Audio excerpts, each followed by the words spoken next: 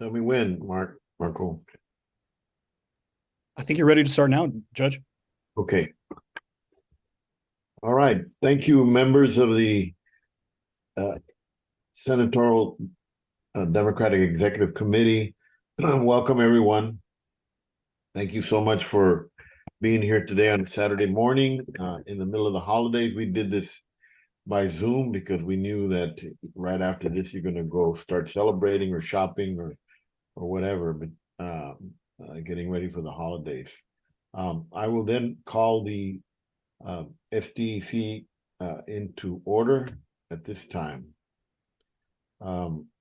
Digital Director Drew Corbett will now lead us in the Pledge of Allegiance to this and to the Pledge of Allegiance to the state flag. Drew? Yeah, thank you. Sorry, my internet cut out for just a moment there. So yeah, you'll all say the pledge with me. I pledge allegiance to the flag of the United States of America and to the republic for which it stands, one nation under God, indivisible, with liberty and and justice justice for all.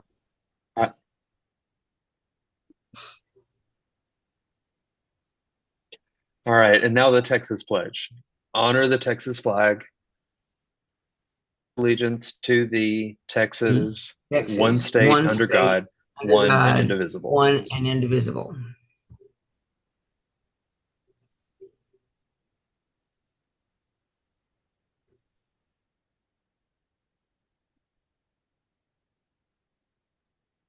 Mr. Chairman, you're muted.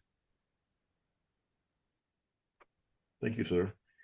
Party Business Advisor Marco Orianta will lead us in the reading of the preamble to our United States Constitution. Thank you, Mr. Chair. We, the people of the United States, in order to form a more perfect union, establish justice and ensure domestic tranquility, provide for the common defense, promote the general welfare, and ensure the blessings of liberty to ourselves and our posterity, do ordain and establish this Constitution for the United States of America. Thank you. Thank you. And I will now ask Vice Chair Shay Wyrick Kathy to offer the invocation. Thank you, Mr. Chairman. God grant us the serenity to accept the things we cannot change, the courage to change the things we can, and the wisdom to know the difference. Amen. Amen.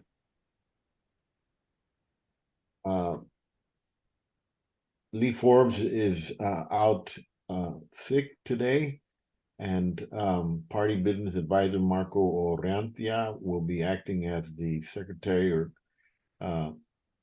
or the clerk in her place to call the roll. Go ahead and call the roll, Marco. Thank you, Mr. Chair, and I appreciate Chair Webster for taking the minutes. Appreciate you, Cecil.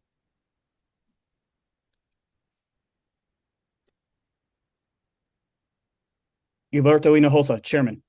Present. Shay Wyrick Kathy, Vice Chair. Present. Kendall Scudder, Vice Chair for Finance. Sustaining member. Otis Ebuharu, Treasurer. Present. Lee Forbes, Secretary. Proxy, Marco Orrantia. Donna Beth McCormick, Sergeant at Arms.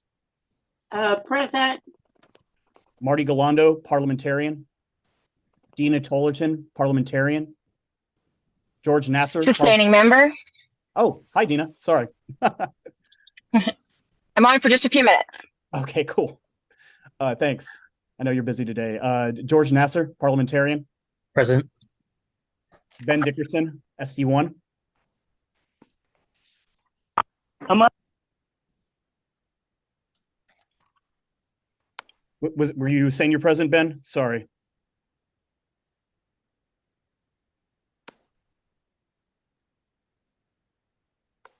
I can loop back to that. Sabrina Robertson, SD1.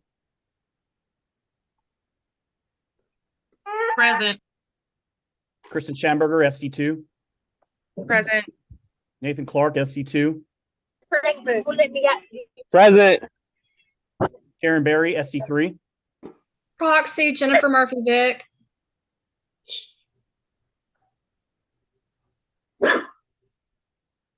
Michael Fladmark, SD3. Present. Mary Ham, SD4. Sustaining member. Chris Powell, SD4. Sustaining member. Julie Leunis, SD5. Sustaining member. Eric Hankey, SD5. Sustaining member. Alan Jamail, SD6. Sustaining member. Linda Jamail, SD6. Sustaining member. Glenn Etienne, SD7.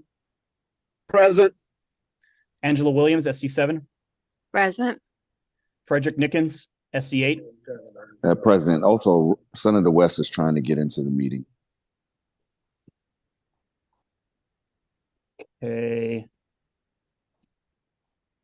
He's not in yet.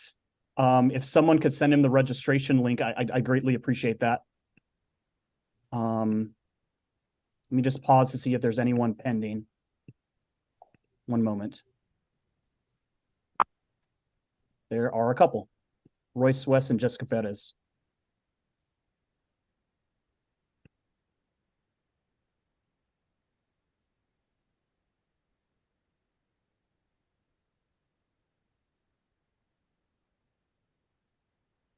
Ann Baucus, SD8.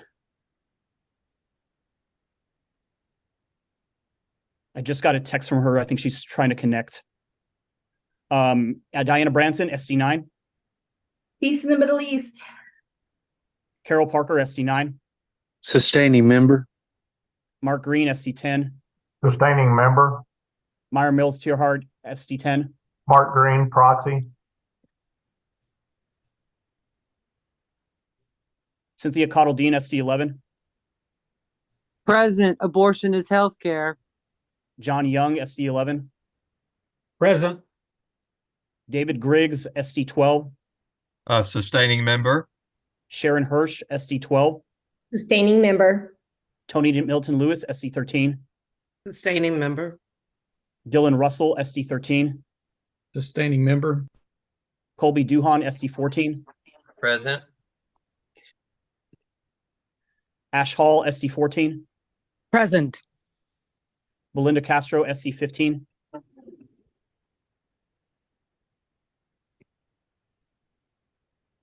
Belinda, are you with us?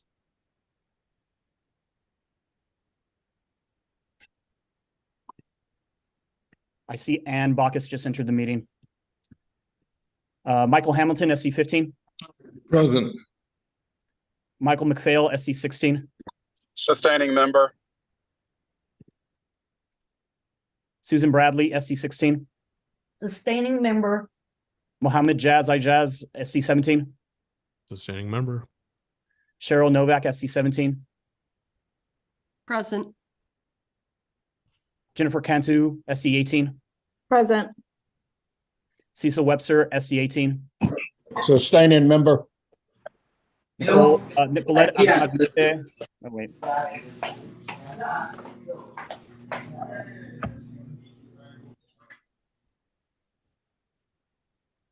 Nicolette Abdiente, SC 19.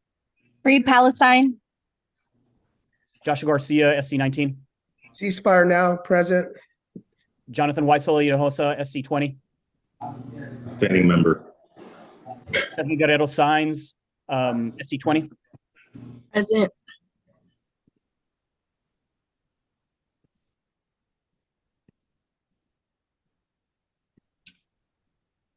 Nicholas Hudson, SC 21. Present. Jen Ramos, SC 21. From Palestine to Mexico, all the walls have got to go.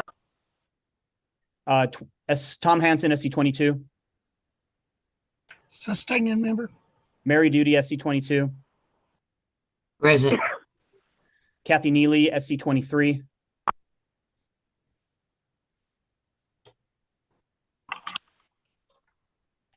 Jeff, are you proxying for Kathy? I think she told me that.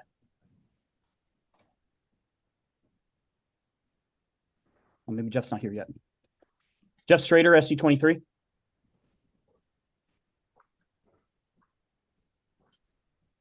I know this is a technicality since she resigned and y'all are going to accept that. Chris Rosenberg, SD 24.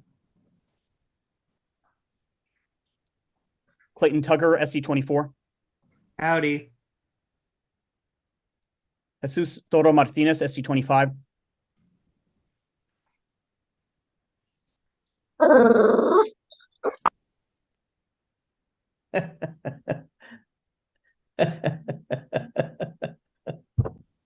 Sorry, I'm being very liberal with my muting. Michelle Los Solis, SC 25. Sustaining member. Gabriel Rosales, SC 26. Ceasefire now. Yes, present. Thank you. Sonia Walker, SC 26.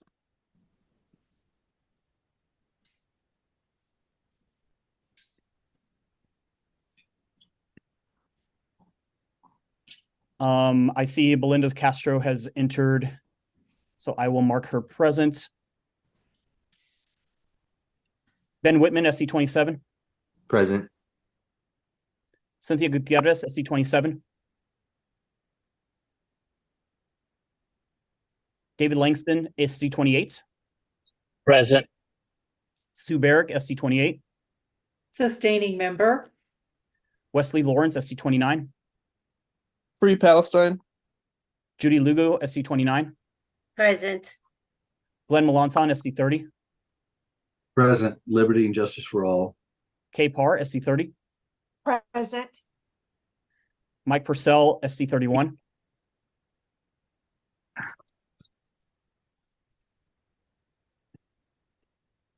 Suzanne Gentry, SC 31. Sustaining member. Larry Davis, County Chairs Association. Present. Winifred Davis Jackson. Chairs. Present. Hannah Horick, Texas Young Democrats. Proxy Andre Triber.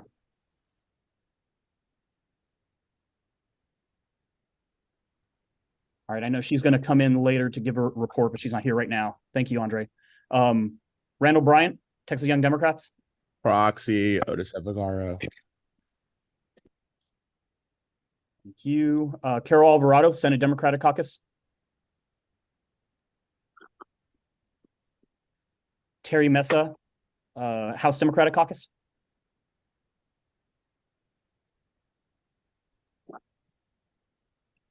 Daisy Marin, Texas Democratic Women. Present. Mary Ho, Texas Democratic Women. Present. Candice Matthew, Coalition of Black Democrats.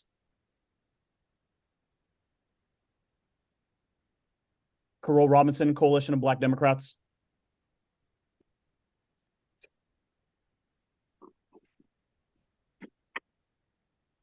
I see Carol is present, and also FYI, we did have a scheduling conflict where this meeting is scheduled with their quarterly meeting as well. But I see he is on our Zoom. Daphne Terorio, Hispanic Caucus. Present. David Chikanchan, Hispanic Caucus. Present. Karen Wilkerson, Non-Urban Rural Caucus. Sustaining member. David Curry, Non-Urban Rural Ag Caucus. Sustaining member. Jessica Lee Perez, Texas Stonewall Democrats. Proudly present. Logan Workman, Texas Stonewall Democrats. Present. Krista Castañeda, Texas Environmental Democrats. Sustaining member. Daniel Ayala, Texas Environmental Democrats. Present. Jessica Anaker, Texas Democrats with Disabilities. Peace on earth. Andres Lopez, Texas Democrats with Disabilities. Sustaining member. Nabila Mansour, Asian American Democrats of Texas AAPI Caucus. Present. Wesley Liu, Asian American Democrats of Texas AAPI Caucus. Present. Stephen Spain Howard, Texas Democratic Veterans. Present. God bless our troops. And again, this is another technicality because we're about to get a new member. Denise Gordon, Texas Democratic Veterans. Proxy Martha Williams.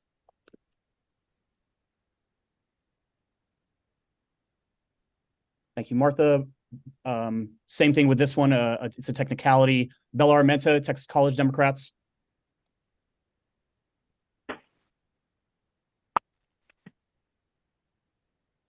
I see Jeff Strader has entered. And Jeff, are you holding Kathy Neely's proxy?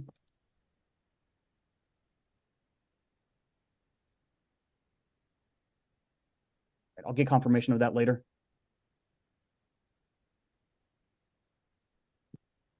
Johnny Ruffier, Texas College Democrats. Lorraine Montemayor, Texas AFL-CIO. Present. Rick Levy, Texas AFL-CIO. Did you see Steve and Shella at the restaurant? Ashley Chang, DNC member. Sustaining member. Rose Salas, DNC member. Sustaining member. Dennis Spate, DNC member. Sustaining member. Symphonia Thompson, DNC member. Royce West, DNC member. Let's see if this. Selena Vasquez, DNC member. Sustaining member. Cesar Blanco, DNC member.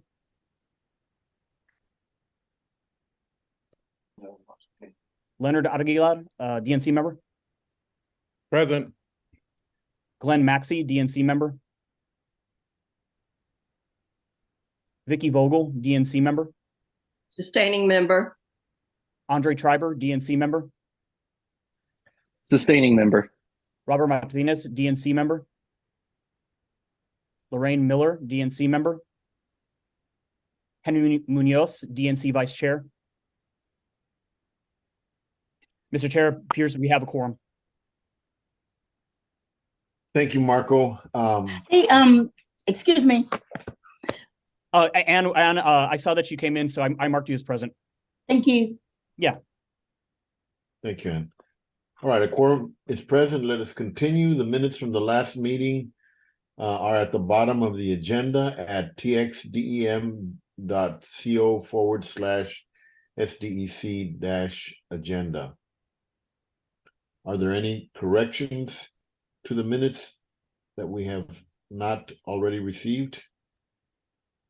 Hearing none, the minutes are adopted as distributed. The agenda for the general session may always be found at txdem.co/SDEC-agenda. There are also paper copies available. Well, we are not in a in-person meeting. If there is no objection, the agenda is adopted. All right.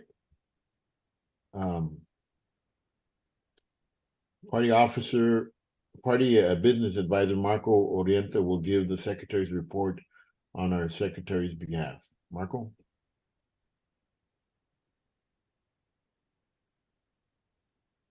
Thank you, Mr. Chair. The Secretary's report for the SDC consists of the following items. SDC SD24 Clayton Tucker reported that he ran the vacancy election called by Chair Hinojosa to replace Chris Rosenberg on November 18th, who resigned. Member Tucker reported that the nominee of the Senate District's county chairs and precinct chairs is Jessica Gonzalez. Item number 2. The DNC Party Affairs Office reports that Justin Parker is now a member of the DNC from Texas as a representative of the College Democrats of America. Item number 3. Texas College Democrats President Bella Armenta reports that the Texas College Democrats have new SDC representatives. Rohit Sanjan from the University of Houston is the president. Rohit later reported that Nia Jones from the University of Texas at Austin will be the other SDC representative. Rohit and Nia hold the College Dem seats as of this meeting. Item number 4. Texas Democrats with Disabilities President Jessica Anaker reported that there was an attempted removal of her at the most recent caucus meeting, but it was done improperly. And the removal did not follow proper procedure, and the election to fill the vacancy was held immediately, lacking notice and in violation of the Texas Democrats with Disabilities bylaws. They will work it out internally, but wanted the body to be aware that in case anyone else claimed to be the Texas Democrats with Disabilities president or attempt to be seated on the SDC. Item number 5. Texas Democrats with Disability Vice President Andres Lopez reported that the Texas Democrats with Disabilities Caucus has had a change of leadership at the meeting Sunday, November 19th, 2023. The representatives to the SDC are President Andres Lopez and Vice President Accommodations Chair Jennifer Murphy-Vick. Item number 6. Regarding this matter of conflicting reports from the 2 previous items, here's the following information. This would be governed in multiple places in our governing documents. 1. Covered in our party rules under Article 7, State Democratic Executive Committee, Section A, SDC members. 5. Requirements to maintain SDC membership. Quote, to maintain their membership on the SDC, these caucus and groups must hold or sponsor a caucus at the state convention. If the group is an independent membership organization, the organization shall A, post its current bylaws on the Texas Democratic Party website, B, allow for at-large memberships if the group consists of chapters and allow all members to vote in officer elections, C, invite all convention delegates of the most current or the most recent state convention who meet the qualifications of the group to join and give notice of elections in a timely manner before elections are held. And D, if elections are not held at the time listed in the bylaws, the SDC representatives shall be ineligible to serve on the committee and shall be removed until new elections are held and the state chair is given notice of the new officers. The email notice of the meeting, end quote. The email notice of the meeting was not sent to all qualified convention delegates. The meeting notice also did not include notice of any election. This violates sections B and C of the requirements to maintain SDC membership. In addition, Our parliamentary authority and the Texas Democrats with Disabilities Parliamentary Authority is the current edition of Robert's Rules of Order newly revised. Section 6216 footnote 6 says in Robert's Rules of Order newly revised current edition, the assembly normally cannot proceed to fill the vacancy created by removal of an officer immediately, since notice is a requirement. If the president is removed from office, the vice president thereby succeeds the presidency, creating a vacancy in the vice presidency, which requires notice to fill. If it is desired to fill a vacancy that may be created by removal, previous notice may be given in advance of the meeting at which removal is contemplated. That should removal of the officer occur, the resulting vacancy may be filled at that meeting. 2, covered in the Texas Democrats with Disabilities most current bylaws, Article 4, officers, B, quote, elections shall be held at the Democratic State Convention at the Disability Caucus election meeting. Vacancies shall be filled for any unexpired term by election of members present at a regular meeting. C, quote, the term of office shall be for 2 years. 3rd, covered in Robert's Rules of Order newly advised current edition 6216, except by the bylaws may provide, any regularly elected officer of a permanent society can be removed from office by the society's assemblies as follows. If, however, and I'm skipping ahead a little bit in Robert's rules, but if, however, the bylaws provide that an officer shall serve only a fixed term, such as for 2 years, or if they provide that the officer shall serve for blank years and until their successors are elected, an officer can be removed from office only for cause that is neglect of duty in office or misconduct in accordance with procedures described in Section 63. That is, an investigating committee must be appointed, charges must be preferred, and a formal trial must be held. So, because the Texas Democrats with Disabilities bylaws give a fixed term of office, there would need to be proper removal, and there is no procedure for a removal in the Texas Democrats with Disabilities bylaws.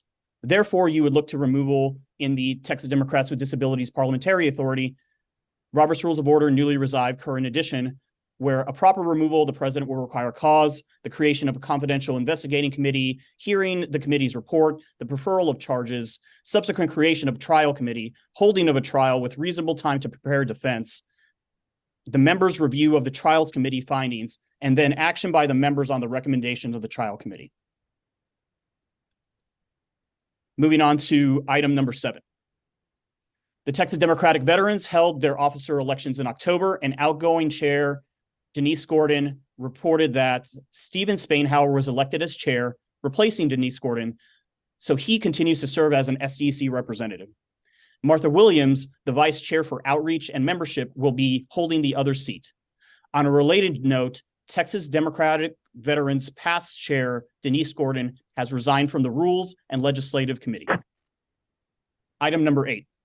In light of the chair's recommendation that shall be brought up in the next agenda item of business in the nominations report, that Stephen Spainhauer be placed on the TDP Rules Committee, the SEC Rules Committee, by request of member Spainhauser and Rules Chair Susan Bradley.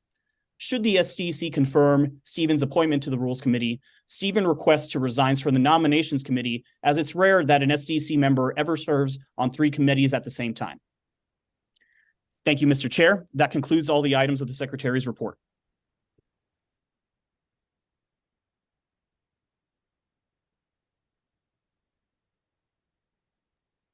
Thank you, Marco. Is there any objection to accepting the resignation of former member Gordon from the Rules Committee and the Legislative Committee? Hearing none, the resignation is accepted. Next, is there any objection to accepting the resignation of member Spainhauer for the nominations upon approval of his appointment to the Rules Committee? Hearing none, the resignation is accepted upon his Rules Committee, upon his Rules Committee appointment's approval. You've heard the Secretary's report. It does not need adoption. The report is filed. Thank you, Marco.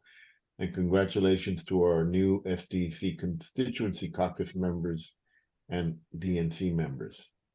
I now recognize Nominations Committee Vice Chair Jeff Strader for the Nominations Committee report.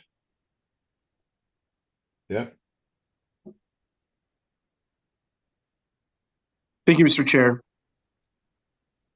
Chair Hinojosa has appointed the following county chairs: Manuel Cruz, Cottle County; Ramon Rodriguez, Presidio County; Julianne Fulton, Potter County; Elizabeth Ramirez Alanas, Kennedy County; Donna Garcia, Ward County; Kimberly Juarez, Reeves County; Kathy Campbell, Upton County; Omar Saldivar, Concho County; Bill Guerrera Addington, Hudspeth County; Christine Shaddix, Loving County; Donna Garcia, Ward County; Helen Sargent, Kinney County; Sean Mahone, B County; and Stephanie Dory O'Connell, Red River County.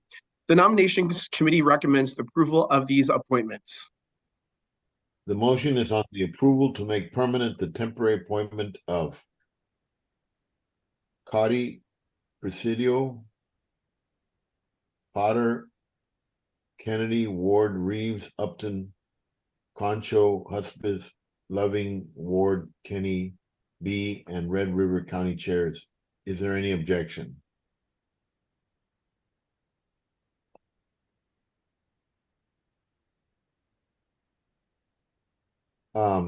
There being none, those are approved. And I'm Yeah. sorry. For informational purposes, everyone, the following county executive committees have elected the following county chairs: Richard Day, Llano County; David Dillman, Taylor County; Nora Deering, Matagorda County; and Peter Takis, Victoria County. So congratulations to this new list of county chairs, everyone. This is where everyone applauses. And then as reported in the Secretary's report, SD 24, the Senate District Committee met on November 18th, and they filled Chris Rosenberg's vacancy, and they selected Jessica Gonzalez. And so therefore, the Nominations Committee recommends that the SDC seat for 24 is for Jessica Gonzalez. The motion is to approve Jessica Gonzalez to fill the vacancy for SD 24 committee member. Is there any objection to this appointment? Hearing none, the vacancy is filled. Welcome to the SDC, Jessica. Let's see. Go ahead, Jeff. Yeah. So since the chairman has made committee appointments, and so the Nominations Committee recommends the chair appointments as follows: Martha Williams, Texas Democratic Veterans, to the Messaging Committee; Stephen Spanhauer, Texas Democratic Veterans Rules Committee; Rohit Shahan, Texas College Democrats, to the Resolutions Committee; Nia Jones, Texas College Democrats, to the Campaigns Committee; Jessica Gonzalez, SD 24 Messaging Committee; and Justin Parker of the DNC to the Messaging Committee. Is there any objection to accepting the appointments as recommended? Hearing none, the appointments are approved. Before we go into the Resolutions Committee report, I think that Senator Royce West has just joined us, and I would like to recognize him to address the body. As you all know, Senator West, along with the Democratic members in his committee, his caucus, as well as in the House, have been meeting almost nonstop for months as a result of our governor's attempt to impose upon the people of the state of Texas a voucher program. And as you all know, too, that largely as a result of the hard work of our Democratic members on both bodies, we were able to defeat that. We did not defeat it in the Senate, but I know that Senator West, along with the other Democrats, held firm and fought the good fight in the Senate, and ultimately we succeeded in blocking that terrible bill that would have destroyed our public education system. And Senator West, I'd like to recognize you to say a few words to your fellow Democrats on this committee. Thank you very much, Mr. Chairman, and members of the SDEC. It's a pleasure to be with you this morning. I'm just leaving the Coalition of Black Democrats meeting that's in Frisco, Texas, where new officers, in fact, have been elected. Let me say this. This has been one of the most unusual years in the 30 years that I've had the privilege of being in the state Senate. I have never, ever had a year where we've had 4 special sessions. It's historic. But what's also historic is the coalition on the issue of vouchers. Rural Republicans have joined with Democrats in order to make certain that Abbott's privatization of our public school system does not take place. And they recognize that it's in their best interest, as well as we recognize it's in our best interest in terms of our public school system. Not saying that our public school system doesn't need to be improved, because it does need to be improved, but holding teacher pay raises, as an example, hostage, holding the funding of our public school system hostage, is gangster at best. And the reality is, it's up to us as Democrats to continue to stand, develop coalitions based on interests in order to make certain that we change the dynamics in this state. We talk about it year after year after year. We hadn't done it yet. But I know that that day is coming, and a day of reckoning for all of those that continue to hoard the resources of the state and not take care of the needs of the state. So I say to you, I appreciate everything that you do as members of the Democratic Party in order to make certain that issues important to the state are addressed. I continue to also encourage you to stay involved in this particular process. Mr. Chairman, thank you for your leadership. And again, I stand ready to help in any way that I can. Thank you so much, Senator. And I want everyone on this body to recognize that every single Democrat in the Texas legislature voted against the voucher bill. And as a result of that, as I mentioned earlier, it failed. And that showed what the unity of our party can achieve, despite the enormous amount of pressure that was put upon everybody by this irresponsible governor that we've had to live with far too long. So thank you so much for your hard work, Senator. Thank you for being here too as well. Thank you, Mr. Chairman. I want to, before we go into the next agenda item, I'd like to take one item out of order. Our new executive director, Monique Alcala, is in Washington, D.C. today. She helped put together a joint fundraiser between the Texas Democratic Party and the Virginia Democratic Party in D.C. because we were having this executive committee. She presenting the party at this fundraiser. But before she makes her comments, I also want to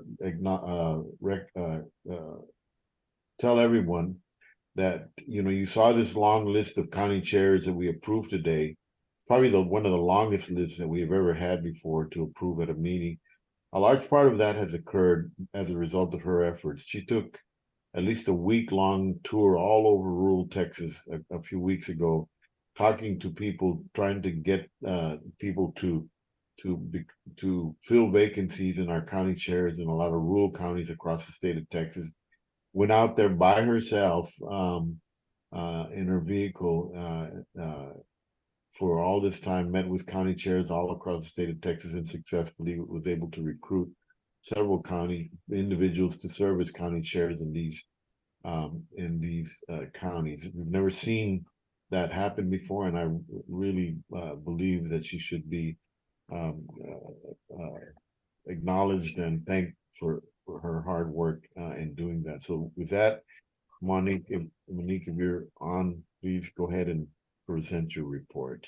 I am on, and thank you so much, Chairman, and everybody for pitching in on this massive effort. I will actually talk about all of the people that were helpful on that effort, but I did want to give just some brief top lines over the last 4 months that I've been in this role. There are so many people to think, because we know that to be an effective force that is empowered to build the political infrastructure and restore the integrity to our democratic institutions, that we as a party, all of us and our leaders, including especially all of you on the call, that we have to focus and mobilize and engage our state party leaders, all of our stakeholders, our grassroots activists, and everybody across the state.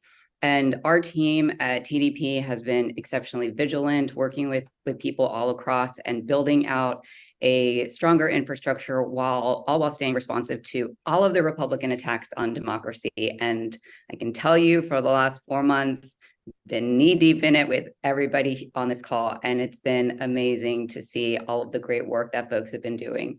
But over the last few months, since our last SDEC meeting, our leadership team, our staff, and the department directors, and everybody really has met to identify on and align on strategic goals for each of the departments. And I'm just going to go over really quickly just some top lines just to give y'all a sense of all of the great work that folks have been doing in partnership with not just people on the ground through our state party leaders like County Chairs Association, but also other organizations like Powered by People and some other folks like that. So we have internally at the TDP, we have brainstormed on existing programs and potential programs for each of the departments. And in partnership with all of our department directors, we've identified anywhere from 3 to 4 strategic forward-thinking goals. Michelle Losalisa and I had a conversation about this when I first started. And I think it was right. We need to think about how are we thinking about TDP in the future, and what are sort of our aspirational goals within each of the departments. So we've outlined a lot of this. It's all still in line with the wonderful strategic plan that was done earlier this year and passed at the SDEC. But we also dug into very specific department needs and programs. For example, and probably the one that I've personally worked the most on, because it's one of my favorite things to do, is the fundraising piece. And so during our department meetings, we know how integrated this is with other departments, and like, for example, with digital. So we are working very closely with the finance team and the digital team and everybody to carve out campaigns and programs and events every single month, which allow for increased financial giving, but also simultaneously communicating our priorities as a party. For example, our team, I've seen many of you on these virtual events, and I appreciate you joining them with us.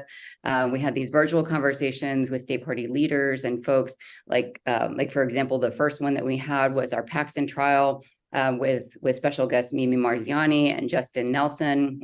Really gave us an opportunity to talk about why this was such a disaster for Republicans and why it's a good opportunity for us moving forward into 2024. We also had a wonderful virtual discussion on school vouchers with Representatives Gina Hinojosa, James Tallarico, and Trey Martinez Fisher. And that one we even got press out of. And so that one was great. It really allowed us to make sure that we're communicating our message and where we stood on vouchers. And then I'm sure, not that I'm biased on any of the other ones, but one of my favorite ones, and it's all because I love the state party work that everybody does, is the county chair conversation. So we had on the front lines of democracy with special guest Mike Collier, who gave remarks at the beginning of the call. We also had county chairs John Hatch, Sheena King, Juanita Martinez, and Michael Fladmark.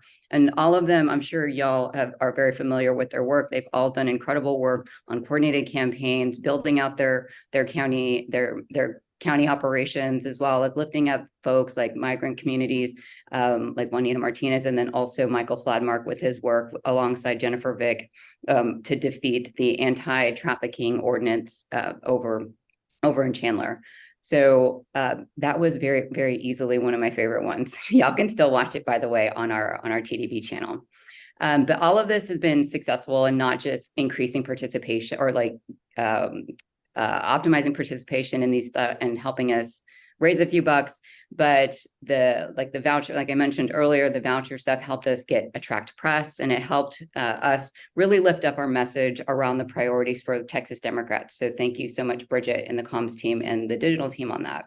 And additionally, on the finance stuff, so in addition to us really integrating all of our departments and creating opportunities for folks to feel like they're invested in our organization and doing meaningful work and things that and ways that they find uniquely valuable to them.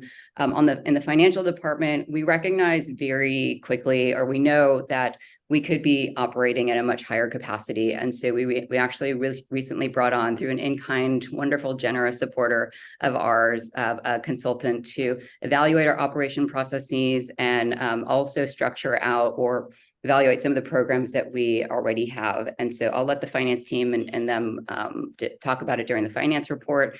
But we're really excited that we have this person for, I think, around 2 months or so, and that they are getting some processes and event, sort of project management stuff overhauled.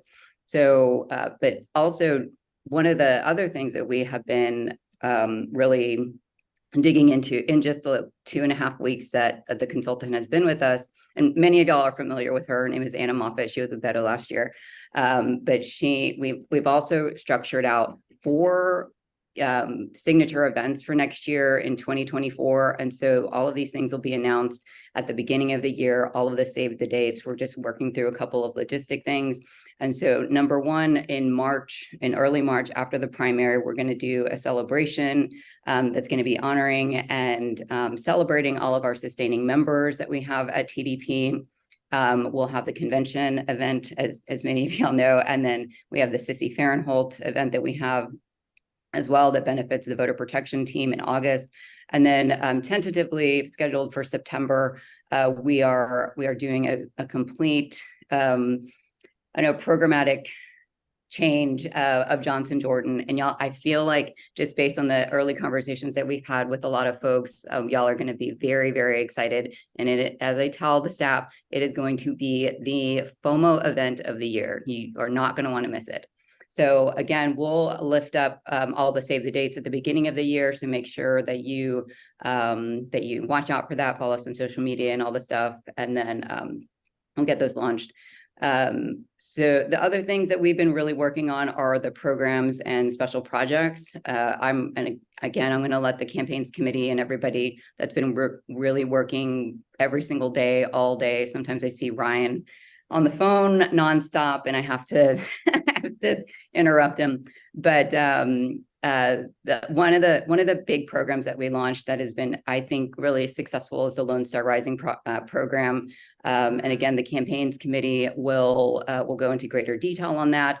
But we knew that when I was coming into this role, and also the staff, had communicated, and folks on the ground, including many people on this call, had communicated, there was a very clear charge to articulate TDP's priorities for the 2023 year and beyond. And above all else, we recognize that candidate recruitment and recruiting county chairs for these vacant positions were viewed as critically important for all of us at the party. And so we found that it was this is why we launched the Lone Star Rising program, which is the official, if you're not familiar with it yet, the official coordinated effort to recruit candidates and county chairs to provide direct services and candidate training to them.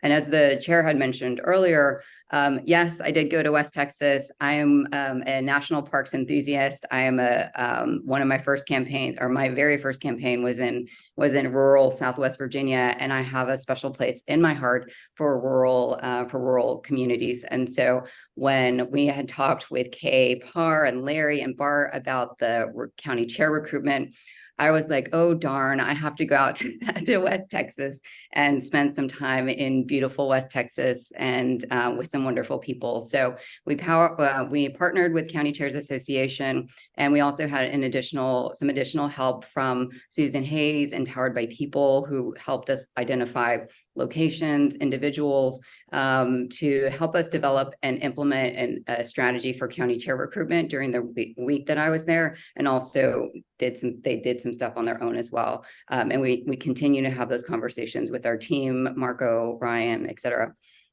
And as y'all know, the vast majority of the counties without a chair are located in West Texas in the Panhandle. And so for this reason, we prioritized the in-person recruitment meetings. It was lovely. I had a wonderful time. I loved it out there. And we, each of us deployed all of these different direct engagement tactics to identify potential candidates, including sending text messages, doing phone calls, lots of phone calls to people. I know that I was definitely on the phone with somebody that is now a county chair out in Hudspeth County. So that was a very lovely effort. And I know that it could not have been done without the folks that are both on this call and also not on this call. So really appreciate everybody pitching in here. And a couple of other things that I really wanted to highlight are the Paxton War Room. We know that as a party, we need to be vigilant and that we are holding Republicans accountable. Our communications team, Bridget, and also in partnership with Drew, our digital team, and folks, we launched the Paxton War Room. So when Paxton was impeached, our team developed a process for engaging our ally organizations, and we monitored the trial every single day, provided a wrap-up memo to partners, issued press releases and fundraising emails every single day. It was actually really good on the fundraising front, but also on the messaging piece. We thought that was really, really incredible work. And even though we do have a small team for a state the size of Texas, and there was a ton of stuff going on, we got over 30 media hits, including 9 broadcast hits, according to our tracking. Probably got more than that at this point, but and we also wrapped that up with a virtual discussion around the trial with Mimi and Justin Nelson. So again, wonderful opportunity for us to make sure that we're articulating our priorities and holding Republicans accountable. We also worked in partnership with the Dallas County Democrats, Cardall and Chris and his team there, Jasmine, on the Eric Johnson defection. Another thing that we felt that was really important, not just to highlight just this stupid thing that I think we all knew that Eric Johnson was a Republican, but we all worked really quickly with their team in order to lift up that what we felt, what we collectively felt was needed to be done. Shay, thank you so much, Shay, as well for your support on this. There was a joint statement that was issued in addition to which also included Cardall from Dallas County. And I will tell you, it was one of, when all of this stuff was said and done, it was actually one of the highest performing links that we had on our website. So there was a lot of interest around Eric Johnson's defection. So the other things that I will touch on before I wrap up are the special session on school vouchers. I know that at the August quarterly meeting, everybody from the legislative committee, the resolutions committee, and folks at the AFL and AFT, HCCC and HDC, everybody was just working hand in hand around the importance of making sure that everybody was clear on where we stood as a party on vouchers. It was incredible. And I thank the legislative committee, Lorraine, and everybody on that team for making sure that that all of these things were tracked. There was a letter that was sent out. There were resolutions that were passed at the county level. There were social media posts, and I think that it was just another piece of this sort of constellation of things that helped make sure that that everybody was on the same page about vouchers. So that was wonderful. Thank you all for your help on that. And the other two things that I will mention before I wrap up is y'all may have noticed that we launched the coordinated campaign, which is called Texas Blueprint. And again, I really appreciate everyone who was able to join the call for the SDEC briefing. We, at this point, I think we have just under 50, maybe a little over 40 organizations and county parties that are associated with the coordinated campaign. And when, in addition to county parties, like we're thinking about organizations who are doing voter registration, direct voter contact, and turning out the vote in the election. So really excited about the incredible work that Sam, our data team, and Burke and Ryan and everybody has been doing to make sure that, and actually the website too, the website looks gorgeous. So thank you, Drew, and everybody who has been contributing to that. We had our first partner call the other day on the 29th. that we felt is that was incredibly successful. We talked about just the data pieces of what Texas looks like and some of the priorities that we are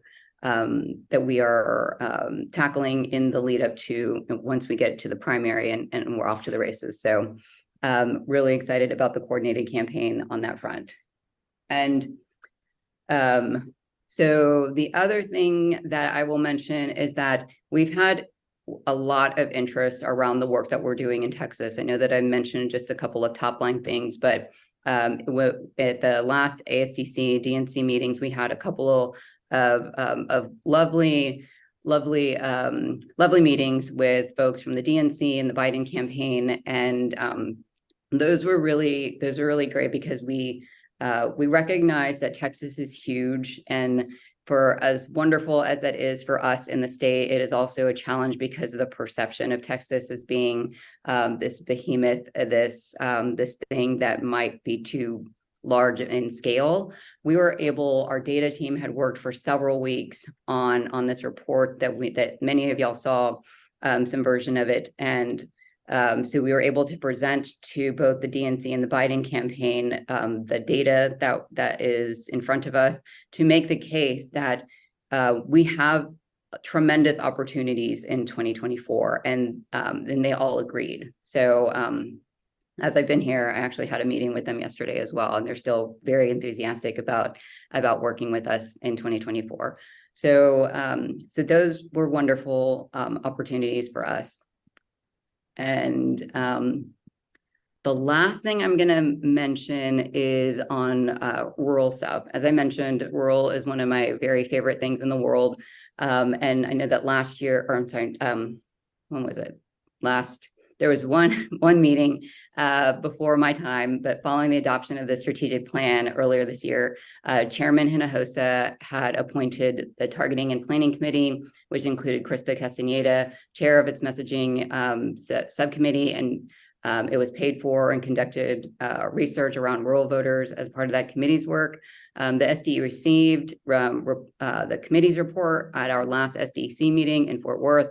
And since then, there's been a review of the survey results that has been completed.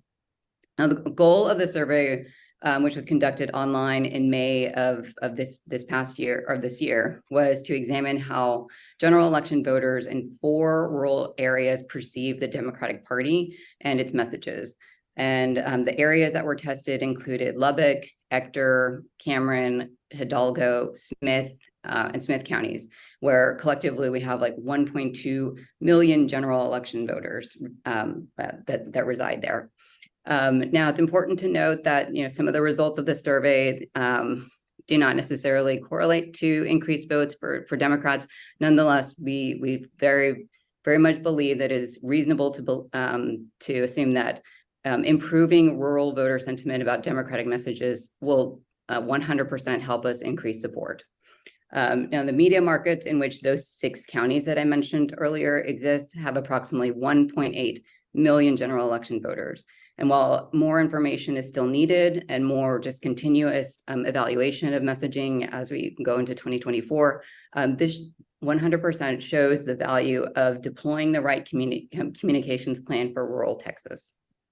Now, we want to thank Krista and Kendall and everybody who was involved, who contributed to this work, and TDP has already put some of this research to work in our digital targeting and content design programs, and copies of the study are available to any SDEC member who requests it.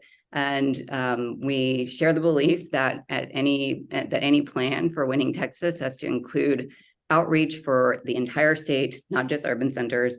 And this final report concludes the work of the Targeting and Planning Committee. That's it. That's all I got. Thank you, Monique. Monique is getting ready for the fundraiser that's going to start in an hour. So she's going to have to. That's why we put her up front. And for all your hard work, we really appreciate it. Let me also do a shout out to a couple of the staffers that have been working with the entire staff on recruitment. Ryan Garcia, our political director, along with other staff members, have been working really hard.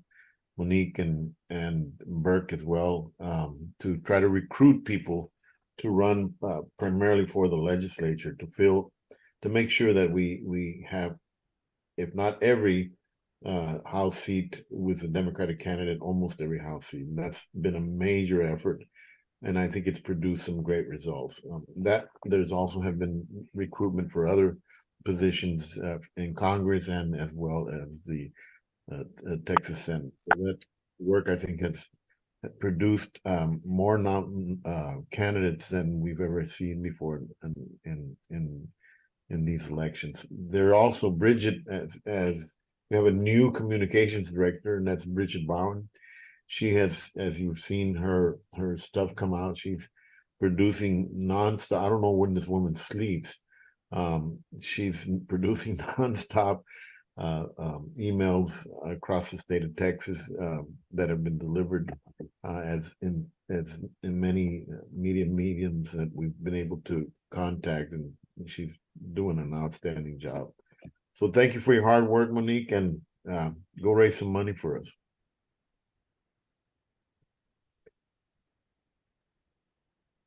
Okay, now I want to recognize Resolutions Committee Vice Chair David Chinchan Chin for the Resolutions Committee report. David? Thank you, Chair. I appreciate it. And after Monique's really extensive report, I just want to take a moment to also, on behalf of the SDC members, also say thank you. It's been really exciting to see our new executive director come in and, travel all around Texas and unifying Democrats, and just working with all the staff team. This week, they've been in a lot of meetings with us, and I know they've been working really closely with a lot of county chairs, local leaders, and SDC members. They're really, taking advantage of all the knowledge and resources and relationships that the SDC members have in their part of the state. And I think that's yielding some really incredible results. And so we're all just really grateful for all the work that y'all are doing. But okay, back to resolutions. So the Resolutions Committee met this past Wednesday in the evening for about 4 hours. And the majority of that time was used to try to come to a consensus on a committee substitute for the resolution that's titled Resolution on the Israeli-Palestinian Issue, the War in Gaza, Civilians, Hostages, and the Call for a Humanitarian Ceasefire. And so we also have some consent calendar resolutions, but we're going to get started with this. And I'll start by reading the resolve clause of that resolution. So it reads, resolved that the Texas Democratic Party, 1, expresses its immense sorrow over the loss of innocent lives and the suffering endured by civilians in Gaza, Israel, and the broader region. 2, calls for an immediate and unconditional ceasefire, encouraging all parties to cease hostilities and prioritize the protection of civilian lives. 3, calls for the immediate release of all hostages. 4, urges the international community, including the United States, to actively support and engage in diplomatic efforts to remove from power and bring to justice those who perpetrated the October 7 massacre, supporting fundamental principles of human rights, and bring about a peaceful and just resolution to the Israeli-Palestinian conflict. 5, stands in solidarity with the people of Israel and Palestine who are suffering from the violence and hostilities.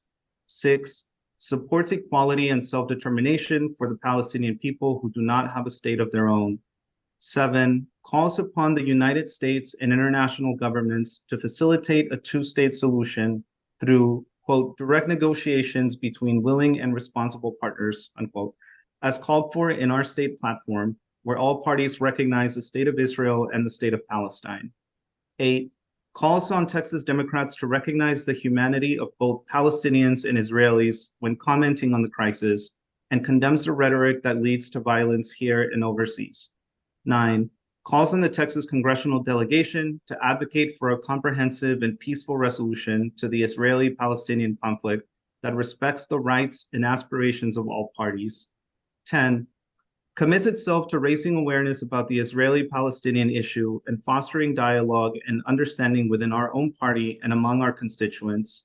11, condemns any and all acts of terrorism perpetrated by Hamas, which has been designated a terrorist organization by the US government as of October 8th, 1997, as designated by the U.S. Secretary of State in accordance with Section 219 of the Immigration and Nationality Act, INA, as amended. And finally, 12, supports President Biden's efforts to seek a peaceful resolution to the Israeli-Palestinian conflict. And that's the resolve line. And I just wanted to thank our resolutions committee members for the dozens of amendments that were addressed, and the consensus committee substitute, and on this resolution. This resolution was actually passed unanimously. And so there was a lot of work that went into it, not just from the members of the committee, but from our parliamentarians, the staff and leadership of the resolutions committee. In particular, our chair, Bella Armenta, who wasn't able to join us today. We all know it's a complicated and emotional issue for us, and we just appreciate all the hard work that happened in committee to hash this out and have a committee substitute that had unanimous approval from the committee. So the resolutions committee recommends adoption of this committee substitute, although Chair, I think we know that at least one amendment is coming, but we recommend adoption. Would you also move adoption, David? Yes, I do. You move adoption? Yes, sir. Yeah. I move adoption. Thank you, Mr. Chair. This is a lot of work that's been put into this by members of the executive committee. I'm sorry, by members of the resolutions committee. It has been a difficult process for everyone. We've been in conversations with different stakeholders regarding this issue. It is very complicated, not just because of the complexities that are involved in the Middle East, but our administration, Joe Biden, President Joe Biden, and the Secretary of State have been working really hard to try to resolve this crisis as much as possible. And they've taken positions that evolved over time. And it is really important, I believe, that our Democratic Party supports the president on this effort. He's acted with a lot of sincerity. He understands probably better than anyone else the Middle East. He has been involved for 30, 40 years with the Middle East, and he's a man with a huge heart that deeply cares about human suffering and what people have been going through for generations, but not just for generations today. And so when the resolutions committee met, they had to take a lot of things into consideration. And they approached this very thoughtfully, in a respectful manner, in a civil manner. And this is what they came up with. And I want to thank them for their hard work. I know there was an enormous amount of pressure on them and everyone that is involved in this effort. And I want to thank all the individuals that, not only members of the committee, but people that worked on this, that provided advice and recommendations to the committee. We've been in discussions for several weeks on this issue, and we finally decided to take a stand, not just through the Democratic Party, but a democratic decision where everyone had an opportunity to present their case and to work towards trying to reach a consensus. So thank you, Chair, Vice Chair, for all your hard work, and all the members of the committee. And let's see if we can come out of this united, and also that somehow the message that we provide from this resolution helps move things forward in a positive way in this very difficult place. So I understand that an amendment to the committee substitute is coming from Member Jazz and Member Spainhour. So if that be the case, I would like to recognize Member Jazz at this point. Thank you, Mr. Chairman. My amendment to the committee substitution resolution is to strike an unconditional from resolved clause item 2 This amendment is strict and unconditional from the resolve clause. Item 2 has buy-in from many members, including buy-in from the original authors of the resolution, the members of the resolutions committee, which include Jewish, Muslim, and Palestinian leaders, which is symbolized by myself and member Spainhour second of this amendment. Thank you so much. Would you, Jazz,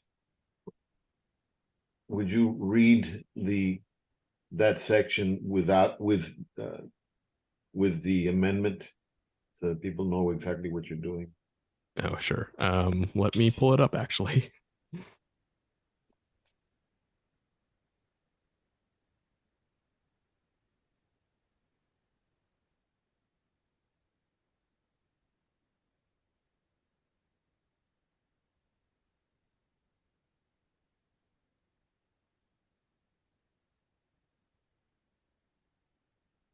Okay, so on item 2, it would be calls for an immediate ceasefire, encouraging all parties to cease hostilities and prioritize the protection of civilian lives.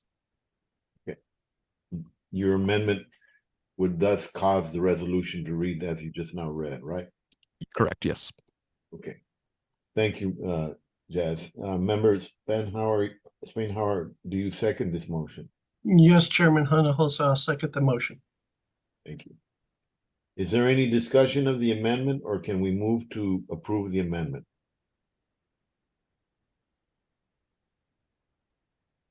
Okay, hearing none, is there any objection to approving the amendment?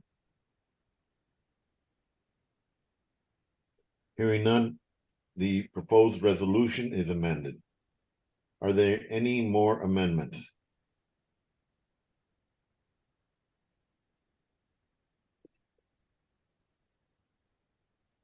Marco, let me know if someone raises their hand because I don't have the full screen in front of me.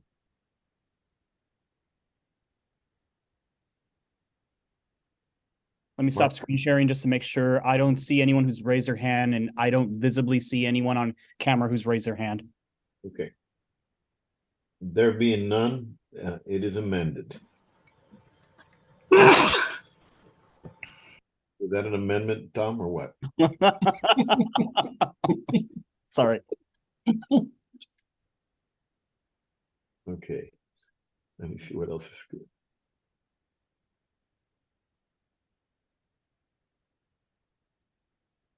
Okay, we'll now move to the committee's recommended resolution. Is there any objection to approving the committee substitute resolution as amended?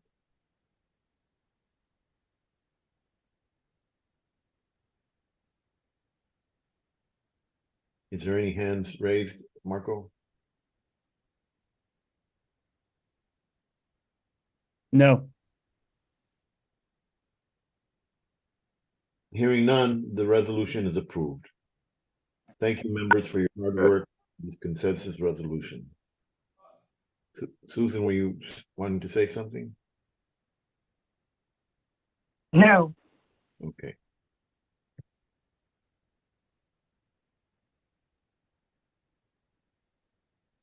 David? Yeah, Chair. Thank you so much. The rest of our report is related to the resolutions that went on our consent calendar. And this includes just the following resolutions. There's a resolution on reporting of cruel and inhumane tactics being used by state officers at the Texas border. We're all really familiar with the media reports about some of the really inhumane things that are happening currently at the direction of the governor.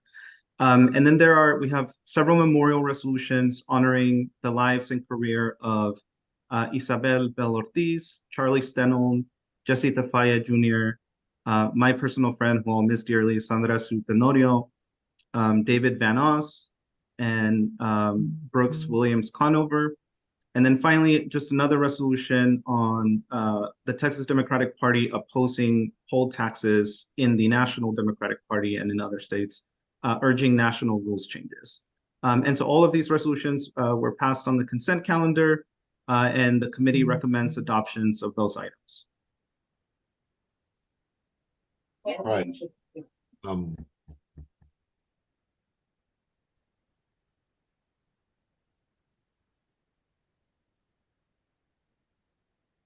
There have been no resolutions removed from the consent calendar. Does any member wish to remove an item from the consent calendar? With no items pulled for discussion, the consented resolutions are approved. Thank you, Mr. Chair, for your report, which is now filed. I'm not going to give a chair's. Mr. Chair, I'm sorry. Karen Wilkerson did raise her hand before. Yes. Karen? Yes, Mr. Chair, it's not a comment on any of those, except to say that even Smith County has filed a vote in support of the resolution opposing poll taxes.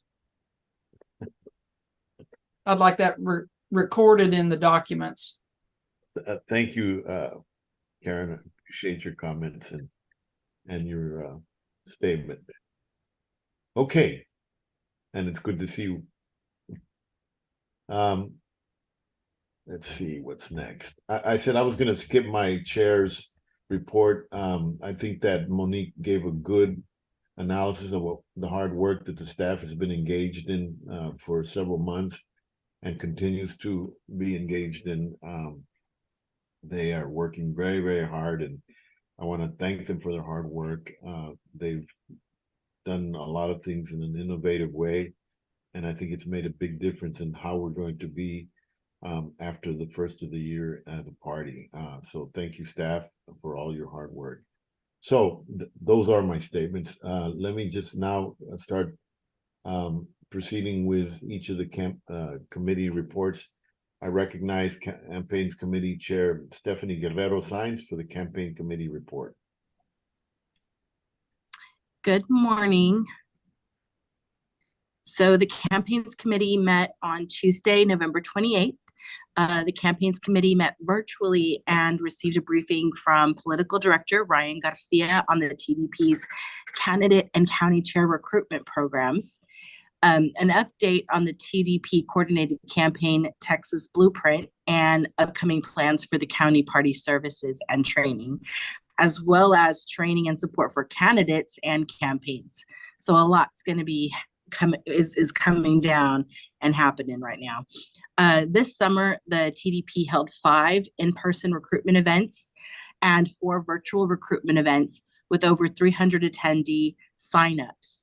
Staff has also been working closely with SDC members, county chairs, activists, and allies to identify candidates at all levels of the ballot for 2024.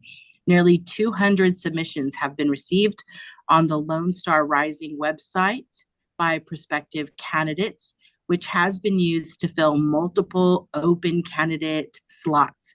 With more than a week remaining in the filing period, the party has already significantly reduced the number of uncontested seats from 2022. Staff has also partnered with the Texas Democratic County Chairs Association to recruit county chairs in counties with vacancies, prioritizing counties with Democratic incumbents or office holders. In just the past couple of weeks alone, several vacancies have already been filled. On Wednesday, the TDP held its inaugural meeting with the Texas Blueprint partners for the 2024 coordinated campaign, with nearly 40 partners attending. Partners received a data briefing from staff and had a preliminary discussion about the universe creation and targets for the coordinated. And I just want to add also that there was a mention that there was counties who have endorsed the plan already, and there were other counties interested in endorsing the Texas Blueprint plan. So I would reach out to staff if your county is interested in endorsing the plan. Finally, the committee was briefed on the party's plans for the county party and candidate training, which will begin in earnest in January. The party will be partnering with the County Chairs Association to develop training resources for the county parties and has begun to organize a coalition of allies who provide candidate support to work in partnership with staff to develop a robust candidate services network. So that this concludes the campaigns committee report.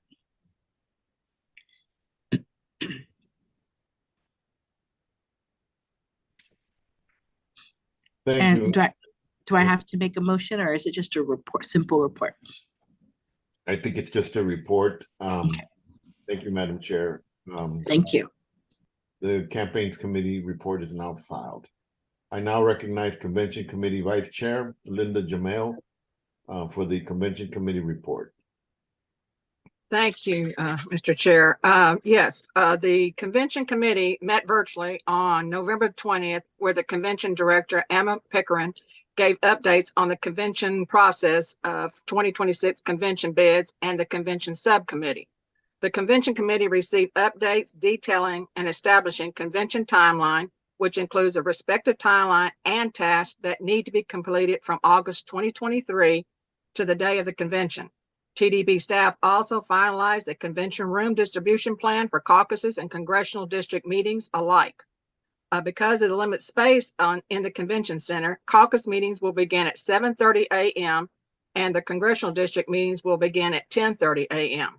Staff provided updates regarding the speaking program, with the first round of speaking invites going out in September and the second round rolling out in the coming months. Hotel blocks are also launched and available for booking on the convention website, texasdemocraticconvention.com/hotels.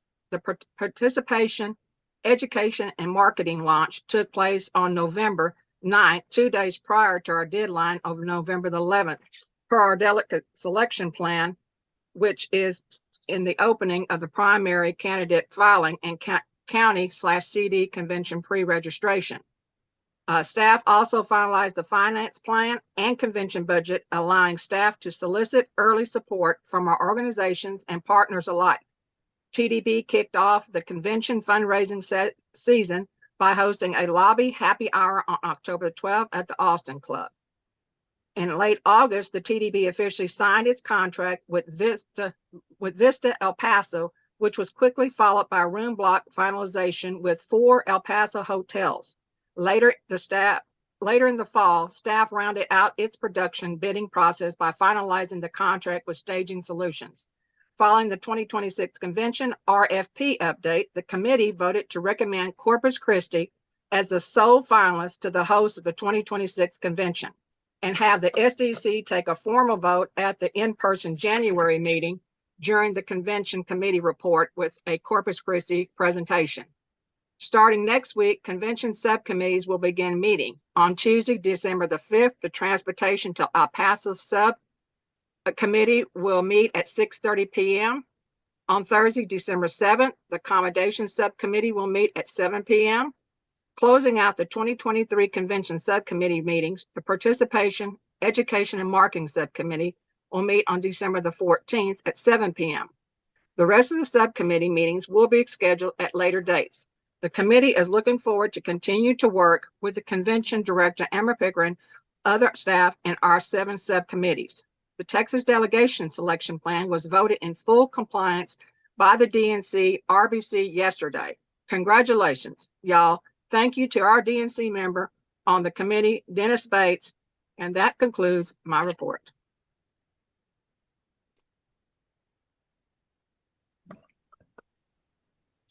Thank you, Vice Chair, Chairwoman. Mr. Chair, you have a hand raised from Glenn Melanson. Okay, Glenn. Yes, sir. This is a question for the committee. In the contracts, is there a room block penalty or room block benefit that we need to make with the contracted hotels? And if so, what is that room block penalty and or benefit? And how do we meet it? Hi, Glenn.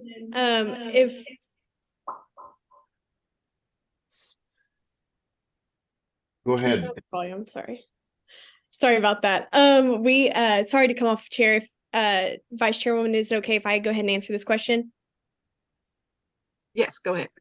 Perfect. So we do have an attrition rate to meet with 3 of the 4 hotel room blocks. I can send a fully updated email to the rest of the SDC in the coming days. But it is recommended that to meet this attrition rate, you encourage all your delegates and other folks you're bringing to convention to book within our hotel blocks on the website, just so we don't have to pay a penalty there. So how much is the penalty? I don't have the form pulled up right now, but I can shoot you over an email right after this. Okay, just as long as you share that with everybody so we all know what financial obligations we have if the room block is not met. Thank you. Absolutely. Thank you. Any other questions? Any other hands raised, Marco? No, Judge. All right, I now recognize the Convention Committee report is now filed. I now recognize Legislative Committee Chair Lorraine Montemayor of the Legislative Committee report. For the Legislative Committee report. Lorraine? Buenos dias and thank you. Buenos dias and thank you, Chairman. Can you hear me? Can y'all hear me? Yes. Yes. Okay, perfect. All right, Chairman. On Saturday, December 2nd, the Legislative Committee met virtually and received a briefing from guest speaker Patty Quincy, Director of Public Affairs and Legislative Counsel at the Texas American Federation of Teachers. Ms. Quincy gave an update on the current state of the private school voucher fight, informing the committee that all Democrats held the line to shut down HB1 in the fourth special session. Many are hearing the governor is likely to call a fifth special session after the holiday, perhaps in January or February. This past week, Lieutenant Governor Dan Patrick indicted publicly that he wanted a new special session to be called on February 5th. Finally, the committee received a briefing from TDP Deputy Executive Director Burke Wilkins on the work staff is doing to recruit legislative candidates as we approach the December 11th filing deadline, and answered questions from committee members on the recent election-related legislation that has been filed in the Senate but has not yet been added to the current special sessions call. Patty's staff also committed to sending along a list of legislators who are retiring. And this concludes the Legislative Committee report. Thank you, Chair. No, thank you. All right, we will file the Legislative Committee report. I now recognize Messaging Chair Colby Duhan for the Messaging Committee report. Colby? Hey there, Mr. Chair. Thank you. The Messaging Committee came to order at 7:33 p.m. on 10/19/23 with a quorum established. Agenda and meeting minutes were unanimously approved as distributed. Our digital director, Drew Corbett, gave an update on the Bluebonnet project, which I know the party has also hosted a forum on, and thank you to all for that. The Bluebonnet project is the party's centralized messaging for grassroots leaders. And an incredible resource. I would add, Communication Director Bridget Bowen led an overview of the Paxton War Room effort and of the lead shenanigans and special sessions.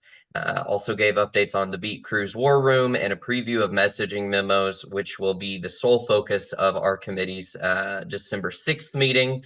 So please, all members, be present for that. We ended the meeting with a committee roundtable and Q&A and adjourned at 8:07 p.m. And with that, I will leave you with my quarterly reminder. Black women are the backbone of the Democratic Party. May we never forget it. Mr. Chair, I'd move adoption.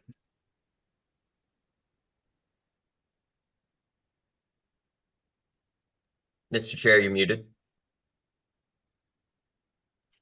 Thank you, Colby. Your report is hereby filed. I now recognize Rule Messaging Chair David Curry for the Rule Messaging Committee report.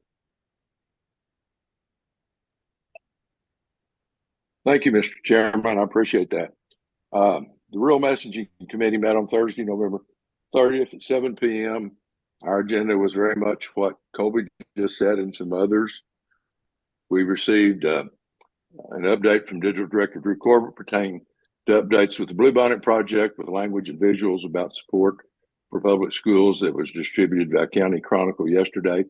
Drew also provided the committee with staffing updates as we welcome Barry Kelo to the team as a digital strategist beginning January 8th. Additionally, Communications Director Bridget Bowen provided introduction to the committee as it was her first meeting with the whole group in her new role, and we welcome you, Bridget.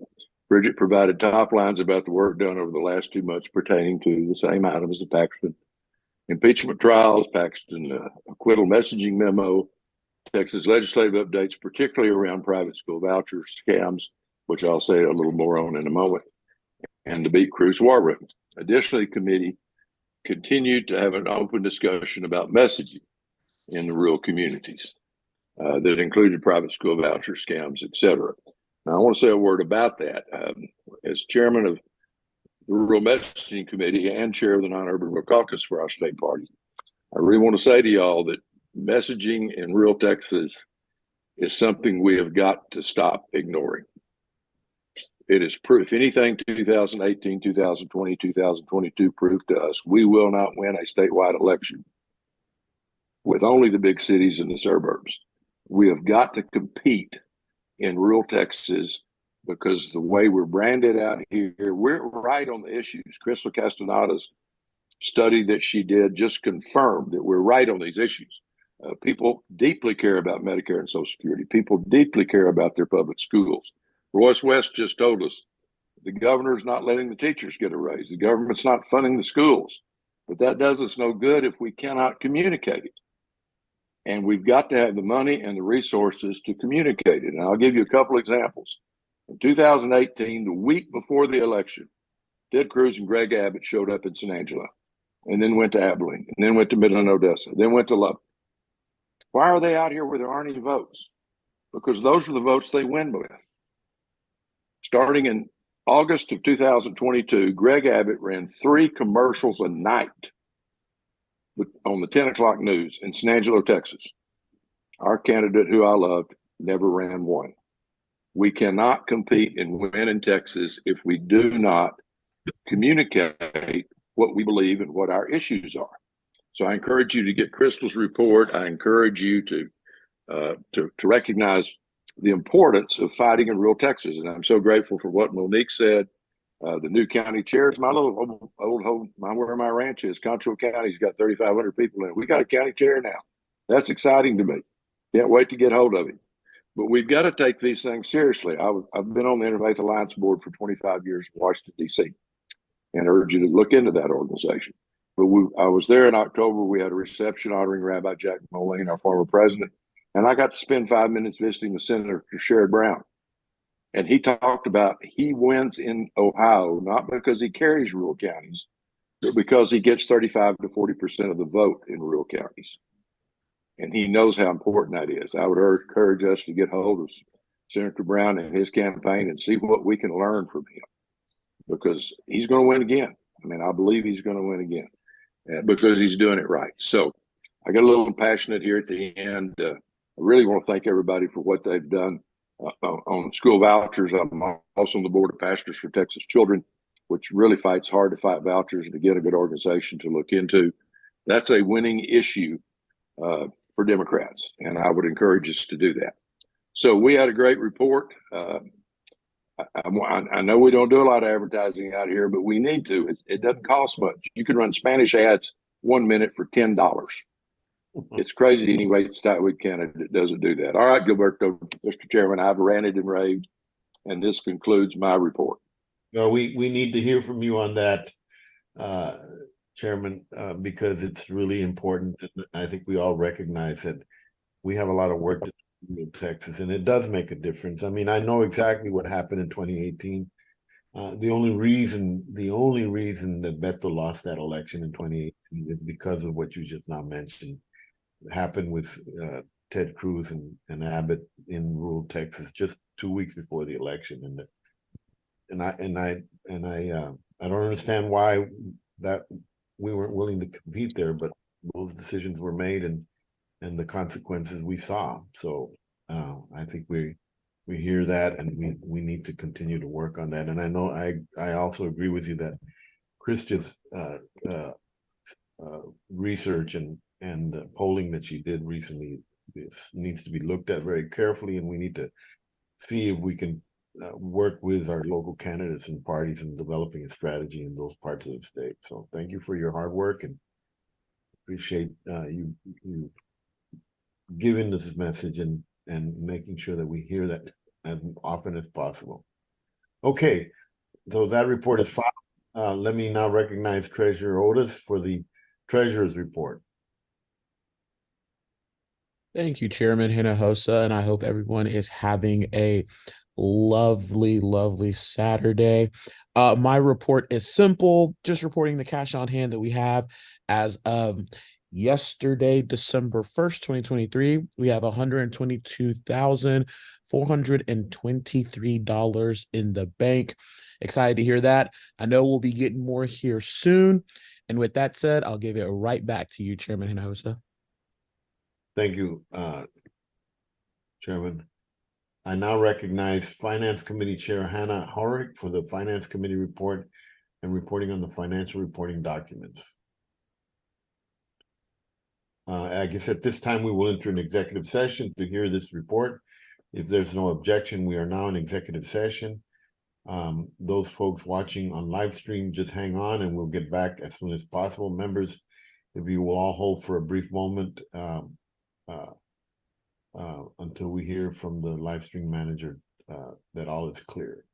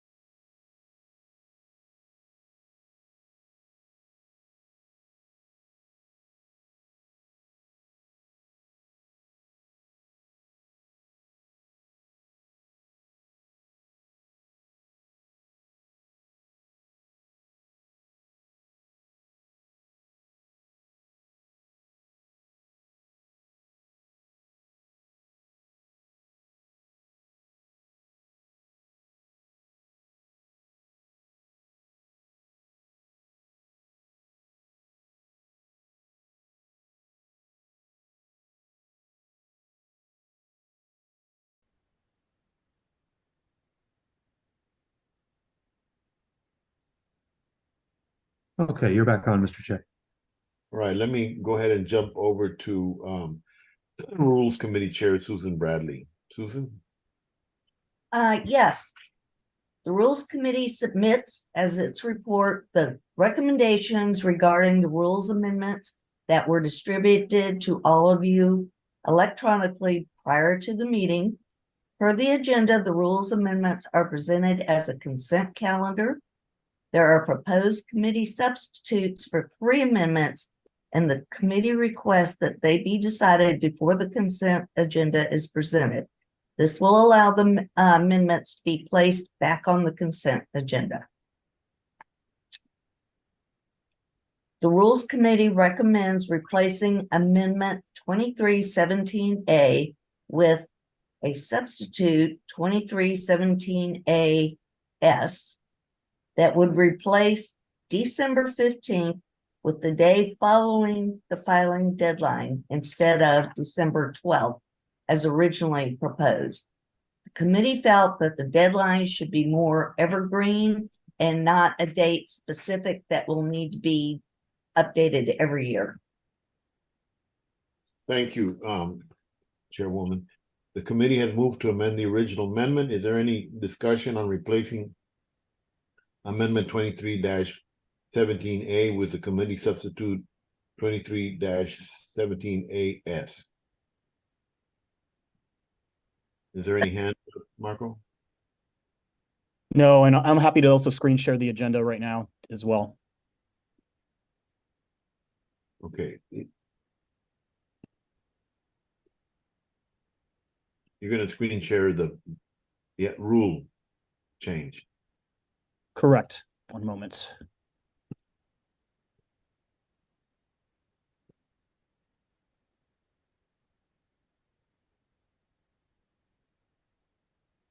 We're in 2317A-S. Yes. Yes.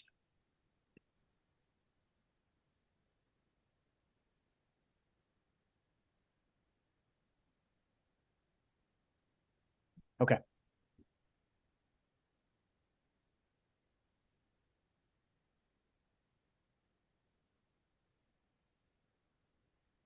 Okay. Does everybody see the change? All right. Is there any discussion or any questions or any objections?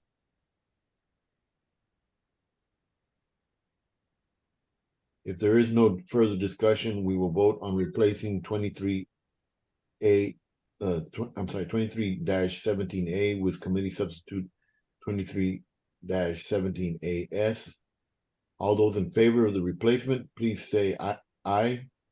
Aye. Aye. Aye. Aye. All those opposed, please say no. The ayes have it, and the amendment 23-17AS replaces amendment 23-17A. Amendment 23-17AS will now be placed on the consent agenda. Madam Chair? The Rules Committee recommends replacing Amendment 23-17B with a substitute 23-17BS that would replace December 20th with the day following the filing deadline instead of December 12th as originally proposed. The committee again felt that the deadline should be more evergreen and not a date specific that will need to be updated every year. Thank you. The committee has moved to amend the original amendment. Is there any discussion on replacing amendment 23-17B with the committee substitute 23-17BS?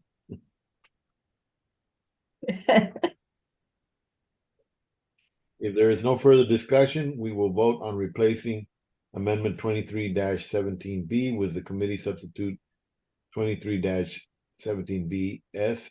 All in favor of the replacements, please say aye. Aye. Aye. Aye. All those opposed, please say no. The ayes have it. The amendment 23-17BS replaces amendment 23-17B. Amendment 23-17BS will now be placed on the consent agenda. Madam Chair? The Rules Committee recommends replacing Amendment 23-17C with a substitute 23-17C-S that would replace within 5 days with the day following the filing deadline instead of December 12th as originally proposed. As before, the committee again felt the deadline should be more evergreen and not a date specific that will need to be changed every year. Thank you. The committee has moved to amend the original amendment. Is there any discussion replacing 23-17 C with the committee substitute 23-17CS?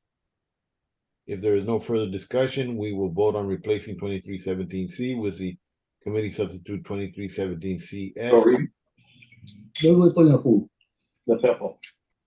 Okay. If there is no further discussion, we will vote on replacing 23-17C with committee substitute 23-17CS. All in favor of the replacement, please say aye. Aye. Aye. All those opposed, say no. The ayes have it. The amendment replaces the amendment 23-17CS replaces amendment 23-17C. Amendment 23-17CS will now be placed on the consent agenda. Madam Chair? The Rules Committee submits as its report the recommendations for the rules amendments that were distributed to all of you electronically prior to the meeting. Per the agenda, the rules amendments will be presented as a consent calendar. The motion is on approval of the consent agenda of the amendments reported by the Rules Committee. Are there any requests to pull any of the remaining amendments for separate discussion?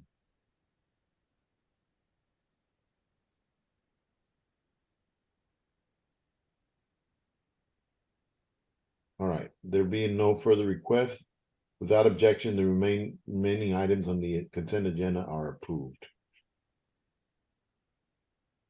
Okay.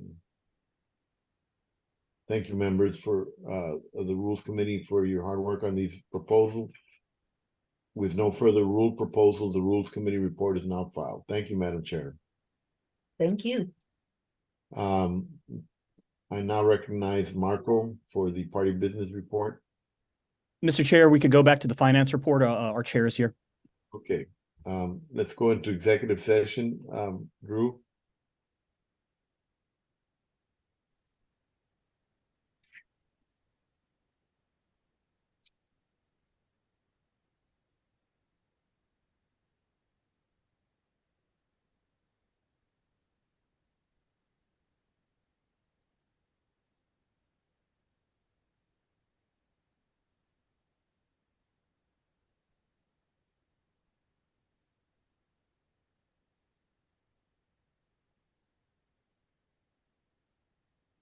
Are we offline?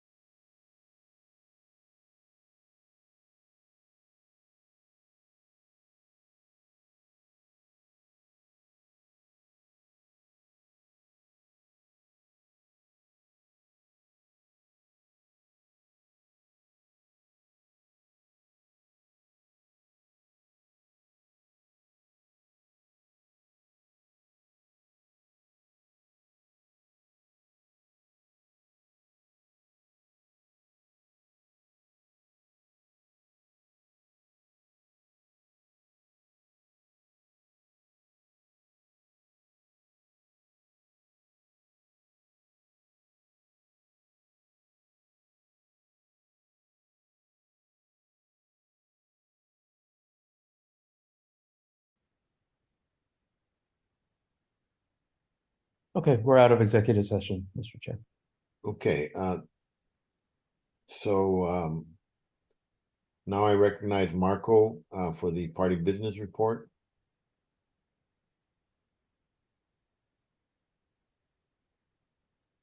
Howdy, y'all. I think I'm just gonna mostly go over what was in yesterday's County Party Chronicle, as well as 2 other items. So let me go ahead and pull that up, and that way you guys have a visual.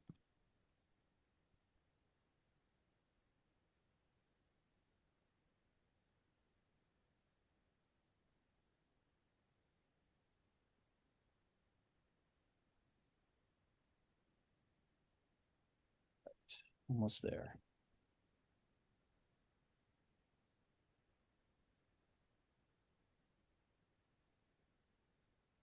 All right, so this is what I'll go over. I think the only other 2 items are, I think Monday, we have a separate newsletter now that I'll go over in a second for primary administration stuff that goes to county chairs and anyone who's helping with primary administration that our primary administrator Brenda Cruz puts out. There will be a new one on Monday. In that, something that'll be from me is a form for y'all to tell us where your county and congressional district conventions will be on March 23rd. Keep an eye out for that form, and I'll make that form sort of, I'll make everything non-mandatory except for a couple of things. That way, like, let's say you know date and time, but you don't know location yet, you can fill it out. And then once you know location, as soon as you can get it, and please, to help facilitate, if we're printing your convention notices, fill that out as soon as possible once you get your location.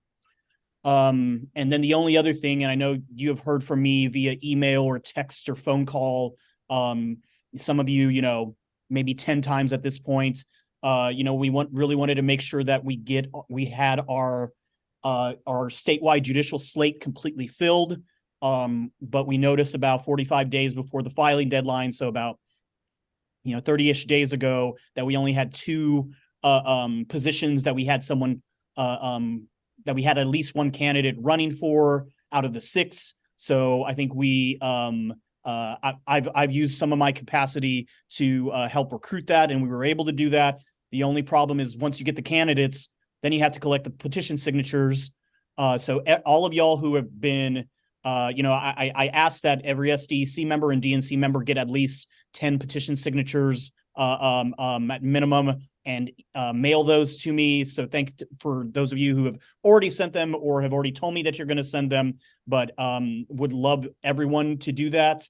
Usually these are a little bit more difficult to collect in areas where, it's less populated or a little bit more traditionally Republican. If you're in one of those areas, depending on the Court of Appeals district that it's in, that's where it matters, because it matters that you need at least 50 petition signatures for each district. I'll go ahead and bump that email again. I know we said that, the original sort of goal deadline was today for people to mail that. That's fine if you have an event tonight. If you have an event Monday and you try to get me those in the mail as soon as possible. The idea is to get them to here, mailed with the wet signature, not a copy of it, but and the actual original to us as soon as possible. That way, the team here and the 5 campaigns that we're working with, who are all running unopposed, can assess, okay, we really need to concentrate on, getting some more in Lubbock or Amarillo. Although I think we're going to be good in Lubbock and Amarillo because we've got some good people that have already committed to getting us enough in that particular Court of Appeals district.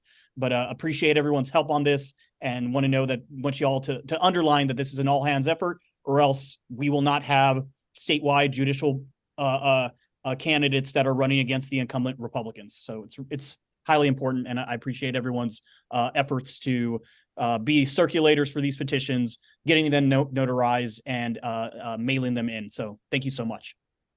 All right, now what's actually in the Chronicle, we do have our county congressional district conventions. So please,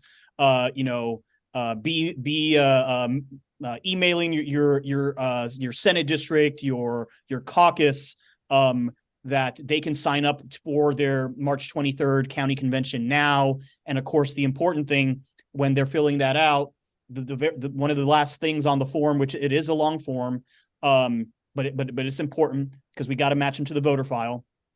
But it's important to indicate on that form, are they interested in being a state delegate to El Paso? Because then that lets the county and congressional district conventions on March 23rd know who is interested. And that way they can, select state delegates at that county convention, which, is one of the main reasons why we have those to go on to the next level. And, just want to remind people, our comms toolkit from November, and I'm sure the one for December, January, et cetera, will have some graphics and social media posts that you can use to help get the word out about county conventions. But yeah, it's normal. It's usual. Like when we launch the sign up tool in November, for not a whole lot of people to sign up. So, we're in the hundreds at this point. But, we need to get to the thousands because we know that, there's going to be 10,000, 15,000 people that attend these county congressional district conventions. So we want to get them all pre-registered before the deadline. Obviously, we're in today's SCC meeting, so that's not of note. So last time, I know it's been a couple of weeks since we sent out the Chronicle just because of my capacity in helping out with the statewide petitions, as well as the Thanksgiving holiday. Haven't sent one out since earlier in the month, but the main item from that one was the convention process outline. And I want to sort of go over a specific item that pertains to our statutory members in this meeting, which is step number 4. This is something new that y'all approved at the August Fort Worth meeting, which is the pre-convention caucus. Traditionally, the pre-convention caucus is something that would be done informally by many Senate districts. Essentially, it's a gathering of your entire Senate district in person or virtual before the convention to essentially help organize and teach and get everyone ready and prepared to go to the state convention, as well as to give the candidates that are running in that congressional district for a position at convention or the national convention, or for anything, any statewide positions that there may be, to make sure, such as like a DNC member or something, to be able to have a place for them to stump prior to convention. So this was always done sort of informally, and not all Senate districts traditionally had done it. But now y'all have approved to make this sort of formal. There's really no true business, quote unquote, done here. The purposes are only for organizing and training prior to convention, as well as to give candidates who are planning on running or who have already filed for the various convention positions to be able to stump. That's also more so important because y'all approved to have a virtual or electronic elections prior to convention for our 4 permanent committees, rules, platform, resolutions, and credentials. So those are going to be important. Our temporary committees are going to start their work earlier. But now those people will get elected electronically, so they'll start the permanent work earlier with the goal of having that their final product out of 3 of those committees, rules, platform, and resolutions, prior to convention. That way, it gives the for transparency's sake, for openness' sake, sunlight that all convention delegates can be able to view what we're actually going to be voting on Friday and Saturday. So I think it's an improvement that y'all approved of. So that's the main reason for those caucuses. So I'd really encourage every single statutory member to view, in particular, step 4. One thing that's interesting is y'all are y'all until the end of the convention are representing your Senate district, those of y'all who are statutory members. But this convention process is via congressional districts. So what that means is that we're going to have to break you all up into the convention, to the CD caucus that you are already in. And so I'm going to open this doc. This doc, it might not be 100% accurate, but we'll get it there and go through it. But it breaks y'all up into who's in what congressional district from what Senate district. And so the goal of this is to have two people representing, being essentially the co-chairs of their congressional district caucus. So those are the people who are going to have to come to a consensus on, are we doing our convention pre-caucus? Are we doing this, are we doing it virtually, or are we doing it in person? Where's the location, the planning of it? Obviously, you want to organize other people to help you with it, but that group, whether it's 1, 2, or 3 people, are in charge of organizing this. So think of it as just like an extra step in between county convention and our state convention. Right now, as you can see, most are filled with 2, some are with 3, and those are golden. However, the ones that only have 1 member, y'all approved in the rules that the chairman can appoint a second person, so that way you have at least 2 people running or in charge of the congressional district caucus. So an example is, for congressional district 14, John Young's all alone here. So we'll the chair will appoint someone else to help John in that position, and so on and so forth. There are, I think, 2 congressional districts that are orphans, and so in that case, the chairman will appoint 2 people. I think that's congressional district 25 and 26. So yeah, please, especially read step 4, all y'all statutory members. It's highly important. And, I know some of y'all, like, Senate District 25 or Senate District 25, whatever congressional district you all are in, Jesus Toro Martinez and Michelle Losolis. I know y'all are already planning y'all's out. So good work there, and would encourage y'all to take a look at this list, see who your fellow member is, and start planning that pre-convention caucus. And of course, your duties are not only running the pre-convention caucus, but the actual caucus at the state convention, as well as being a leader for your entire congressional district delegation. So thank you in advance for the job you signed up for when you were elected last state convention. So thank you so much. All right, next item. This one is kind of cool in my opinion, as someone who's helped on dozens of campaigns. The Democratic Lawyers Association of Texas has created an FAQ, a judicial questionnaire for candidates. For those of y'all who have ever run or assisted a campaign, you get bogged down during the campaign process on filling out the questionnaires for the, depending on the campaign you're running, dozens or, sometimes hundreds of organizations that you're trying to get endorsed by, or that have some sort of forum or some sort of process. So the idea behind this is the Texas Democratic Lawyers Association of Texas has created a standardized judicial questionnaire. There's also, and so this is for clubs, organizations to utilize, and it's really cool because from my standpoint, if I'm helping out a campaign or a candidate, or from a candidate standpoint, them having to spend all that extra time on filling out all these multiple different questionnaires is just really hard. It takes up a lot of capacity when you really want to be talking to voters in general, or spending your time, fundraising, whatever it is. There's only a certain amount of time. So if y'all would spread the word with our clubs and organizations that, hey, if we have a judicial candidate, don't come up with your own thing. Use this questionnaire, and there's actually customizable portions of it.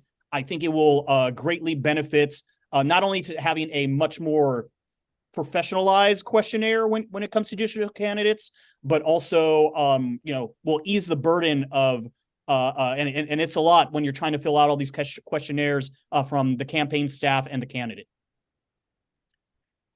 Next, I know you all heard about the legislative committee's report, how we had a special guest from Texas AFT, Patty Quincy, and I just wanted to highlight something that our chair from rural messaging said, regardless of, what party they were on, there was 84 House members that killed vouchers. So if you want to thank all the members that defeated vouchers, Texas AFT has a little form that you can send out, and it'll automatically mail out letters to the 84. So please do that. Drew talked about this at both the messaging committee and the rural messaging committee on how we have our Project Bluebonnet program, which essentially it's newspaper ads, billboards, graphics that we can use that, whether it's a county party, a campaign org, club, if they want to fund some, local radio ads, we're trying to build out that content. And so right now, since, this is our messaging sort of in the fight for vouchers right now. And so I encourage you all to use that if you can.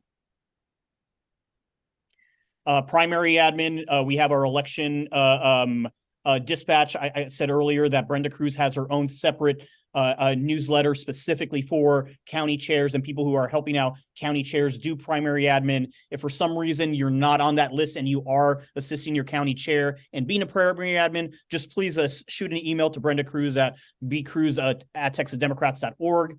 We used to house all of that information here in the County Party Chronicle when it comes to primary admin stuff. But I think, just because there's a lot of information and, we want to message to, the correct audience, that's why it's separated now. Just highlighting that Texas Blueprint has our, website, and it has all the people who have endorsed or signed up to assist with Texas Blueprint. If your organization or county party is not a listed supporter or bought into the coordinated campaign, you can click on this website and there's information on how to contact us and become part of that, as well as any questions that you have about the statewide coordinated campaign in general. Tonight in Dallas, Annie's List is having their 20th anniversary celebration. So I'd encourage anyone that's in the DFW area, to please RSVP and attend. There's information in your County Chronicle if you want to sign up. But yeah, it's really important, a really important partner, and it's so cool that they're 20 years old now. Speaking of Annie's List does have some candidate trainings that you can RSVP to. There's 2 on Zoom very soon and 1 in Fort Worth, and the links are in your County Chronicle to RSVP. Another great partner of ours, the National Democratic Training Committee, always has every month, anywhere from 5 to 20 trainings. A lot of them are on Zoom, but every once in a while they will do some in person, and that will be listed. They just posted their January trainings. I think what's really cool is they do a run for office one very often, at least once a month. They do their what is a Democratic precinct chair training once every month or once every month. As you can see, they do it twice in January. So would really encourage y'all to get the word out to our county parties or those of y'all who help teach precinct chairs and guide them. There's 2 of those in January, and those, of course, they can sign up for those. Those are on Zoom. But what's great about the National Democratic Training Committee is they also have their entire course library for free online. I encourage you all to check it out. There's just tons of stuff that you can do there on demand. Our next meeting is going to be in Fort Bend in person. So huge shout out to our Fort Bend SDC members and our county chair in Fort Bend who are going to be helping us plan that. So more information about the exacts coming very soon. And then, of course, there's a huge break in between when we have our next meeting. The idea is y'all have County Congressional District Convention. Y'all have the pre-convention district caucus. We have elections electronically for those 4 permanent committee members from your congressional district, as well as, it's the actual state convention. So there's a lot of work in between. So I know it seems like we're taking a huge break, but we're not. We're just doing other things. And we have a primary that's happening in March too. So basically our last true kind of full SDC meeting of the term is in Fort Bend in person. So please plan for that, and more information will be coming out. And then our sort of abbreviated meeting will occur at the state convention on Thursday, June 6th. I know we went over it during the convention committee report, that it's highly encouraged that y'all get there. It's important that you encourage others to make sure that they're there Thursday. That way they can be there early Friday, because we're going to have to start our caucuses at 7 a.m. And then our congressional district caucuses start at 10 a.m. And so, but y'all, at some point in the afternoon, and I don't think this is scheduled out yet, I'll make sure to get a time certain with our convention director, Emma Pickering. We do need you there for that SDC meeting to sort of kick off the convention that afternoon of Thursday, June 6th. So, it might be a good idea to plan to get there by the morning of June 6th, or even, we do have hotel blocks for Wednesday that are available if you guys can come in, if you guys would like to come in Wednesday. So just be prepared for that. Mr. Chair, that concludes my report. I'm happy to answer any questions. Okay. Thank you, Marco. It looks like Sabrina's raised her hand. Sabrina? Yes, ma'am. Okay, can everyone hear me? Yeah. Okay, so with the room blocks, Marco, you said that you're able to maybe register a day before.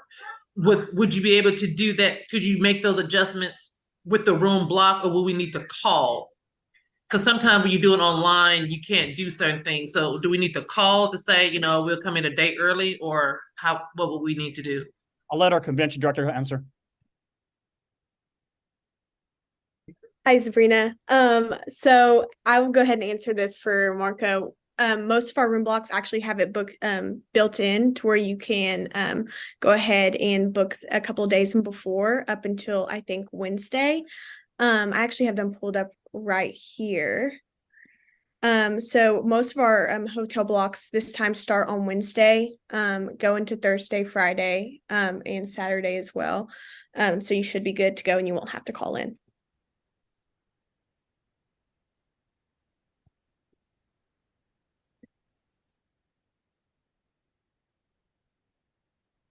Does that answer your question, Sabrina?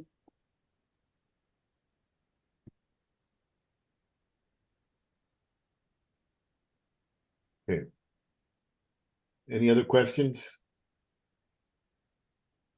All right. Thank you, Marco. Is there any new business or items or announcements? Mr. Chair, I believe a DNC member, Dennis Spate, wanted to address us. Yeah, Dennis.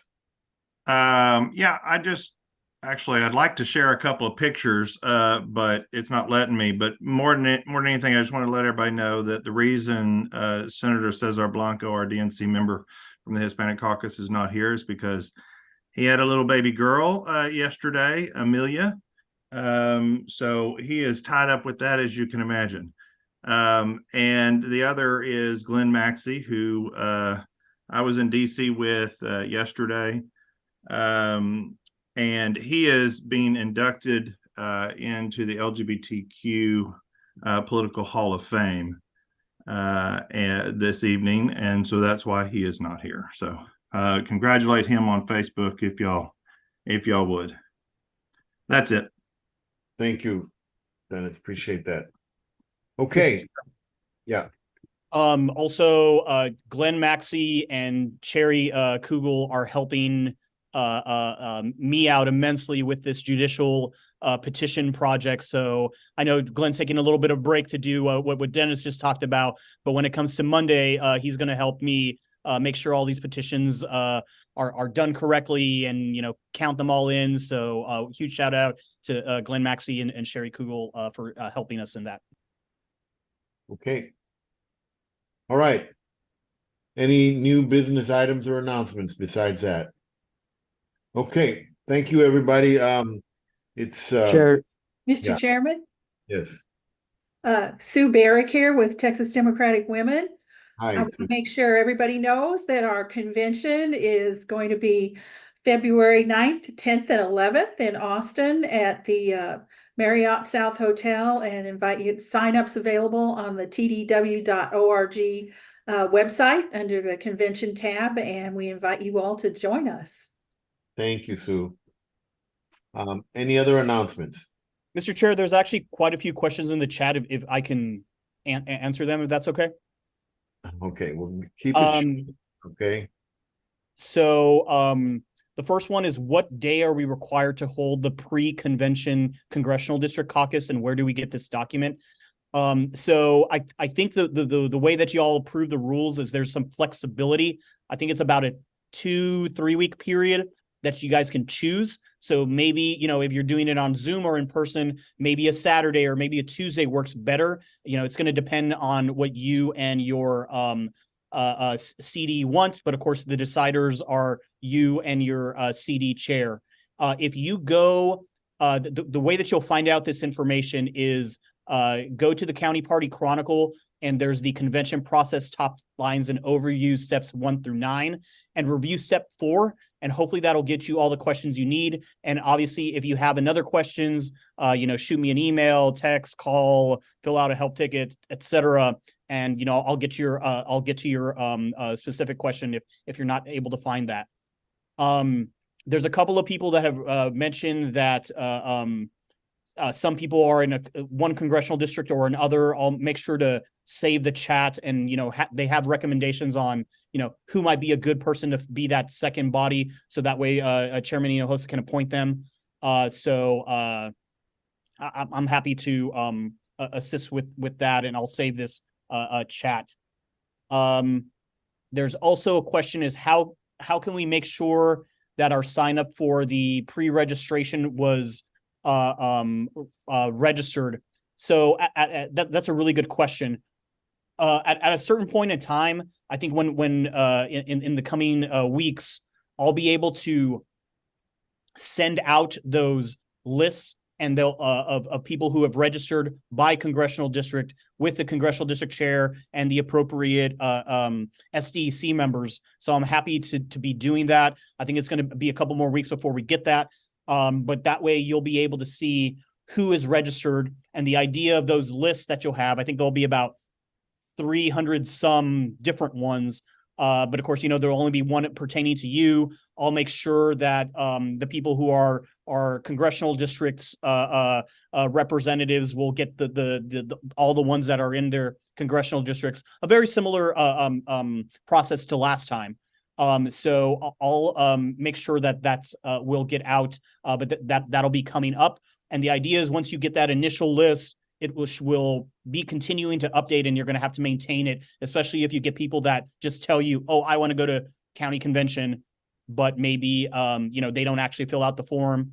So we're going to have to make sure those are updated. And I think that is all the questions that I see that I can answer, Mr. Chair. Thank you, Marco. All right. Is there any other announcements? All right, there being none, I hope everyone has a great holiday season. Be careful. Make sure that you're giving to your community, to everyone that you can. This is a time for us to celebrate family and community, but it's also a difficult time for a lot of people, and we need to remember that, and we need to do it as much as we can to try to relieve other people's suffering. That's part of what these holiday seasons are about. So let's not forget about that. Be safe, be careful, and we will see you next year. God bless all of y'all. God bless you all. God bless you. Thank you, Chair. Thank you. Thank y'all. Thanks. Happy holidays, y'all. Happy holidays. Happy holidays. Y'all. Everyone. Thanks for making things easy on me, everybody. Y'all Happy take holidays. one. Eli Kalikimaka.